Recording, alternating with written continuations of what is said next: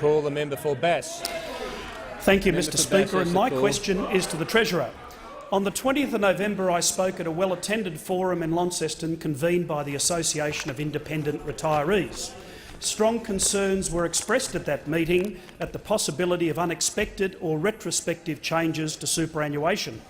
Will the Treasurer outline the government's approach to superannuation, and is he aware of any policy risks to the hard-won superannuation savings of everyday Australians? Call the Treasurer. Thank you, Mr Speaker. Member for Kingston. Those of us on this side of the House understand and acknowledge the contribution made by Australians who have worked their whole lives for one particular purpose, and that is so they can become a self-funded retiree. Correct. Becoming a self-funded retiree, an independent retiree, not dependent on government payments and things like this, Mr Speaker, together with home ownership, is one of the great aspirations of Australians. And these are the things, Mr Speaker, that we want to continue to encourage as a government.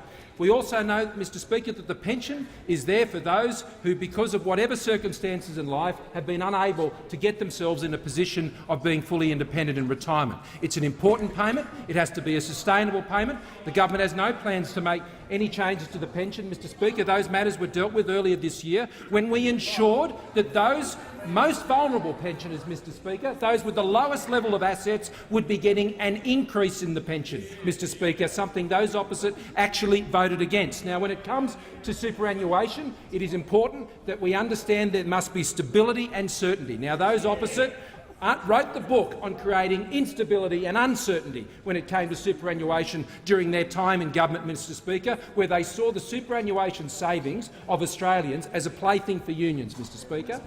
This side of the House will not do that. This side of the House is focused on building a better superannuation system which encourages Australians and backs Australians to be independent in their retirement. Now, that means, Mr Speaker, there needs to be greater choice. Greater choice. There needs to be better governance, and we note that those opposite still resist to this day and oppose the idea of better governance of superannuation funds. They don't want independence in the government superannuation funds, Mr Speaker. What they want is unions to control workers' money, Mr Speaker. That's what they want. On this side of the House, we think there should be choice. We think there should be better governance, Mr Speaker. We think there should be better information.